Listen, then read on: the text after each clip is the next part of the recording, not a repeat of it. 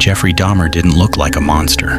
He was quiet, polite, a little strange, maybe, but harmless, people said. Neighbors saw him hauling garbage bags to the dumpster at night. They heard the hum of a saw, smelled something foul, and shrugged it off. But Dahmer's story wasn't born in that apartment. It began years earlier in a small Ohio town inside a home where silence was louder than screams. His parents fought constantly, his mother anxious and medicated, his father distant and focused on work. Jeffrey, the lonely boy in the corner, collected roadkill and studied bones, not out of cruelty but fascination. That fascination would one day twist into something no one could imagine. It was 1978. Dahmer was 18. His parents had just separated. Alone in the family house, he picked up a hitchhiker named Stephen Hicks. They drank beer, lifted weights, talked about music.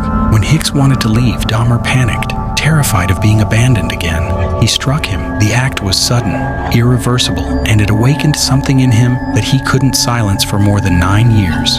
He hid that secret while attending college briefly, then joining the army. But his drinking and erratic behavior got him discharged. Each attempt at a normal life failed. He returned home, hiding the darkness with a calm smile. By 1987, Dahmer was living in Milwaukee. He found work at a chocolate factory, working nights, blending in. That same year, he checked into a hotel with a man he met at a bar. Dahmer woke up to find the man dead beside him. He claimed not to remember doing it, but something inside him wanted control, permanence. From that moment, the pattern grew. He lured victims with charm, offering money for photos or drinks. They were young men, often marginalized, often unnoticed when they disappeared.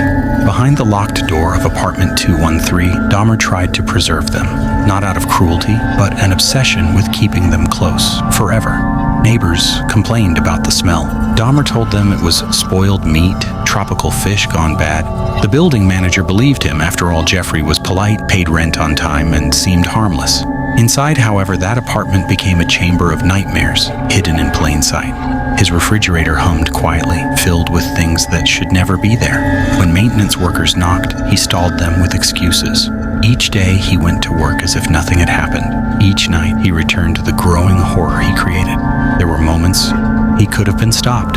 In 1991, police actually returned a bleeding, disoriented boy to Dahmer's apartment after neighbors called for help. Dahmer calmly explained it was his adult partner who'd had too much to drink.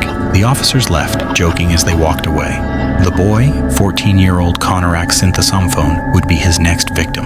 That mistake would haunt Milwaukee forever. On July 22, 1991, Dahmer invited another man, Tracy Edwards, to his apartment. But this time, something went wrong. Tracy noticed the strange smell, the handcuffs, the knife. When Dahmer turned his head, Tracy struck him, fled into the street, and flagged down police. Officers followed him back to apartment 213. They opened the refrigerator. Inside was a head. Around the room, photographs, evidence, and horrors that words could barely describe. The case was over, but the world had just begun to comprehend what had been living among them. During interrogation, Dahmer was calm, almost relieved. He confessed in chilling detail, showing no rage, no madness, just emptiness. He said he wanted to create a place of peace where his companions would never leave. He spoke about loneliness, fear of abandonment, and the desire for control. Psychiatrists debated whether he was insane. The court decided he wasn't. In 1992, he was sentenced to life, actually 16 consecutive life terms. Behind bars, he read the Bible, gave interviews, and said he found faith. But even in prison, he couldn't escape his own legend, or the hatred it inspired.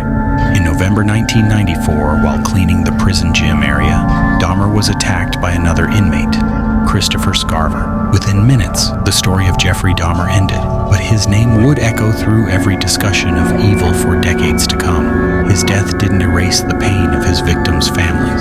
It didn't answer the haunting question, how could someone so ordinary commit such extraordinary horror? Today, the building where Dahmer lived no longer stands. It was torn down piece by piece, as if the city itself wanted to erase the memory. But true crime fans, psychologists, and filmmakers continue to examine his story, not out of fascination with evil, but out of the desperate need to understand it. Jeffrey Dahmer became a symbol, the neighbor no one suspected, the quiet man hiding a void so deep it swallowed lives whole. His case exposed police failures, the dangers of isolation, and the thin line between ordinary and monstrous. Evil doesn't always announce itself with screams or blood. Sometimes it's the man holding the door for you, smiling as you pass by. That's what makes Dahmer's story the truest kind of horror. Not the gore, not the crimes, but the realization that the monster next door might look just like anyone else.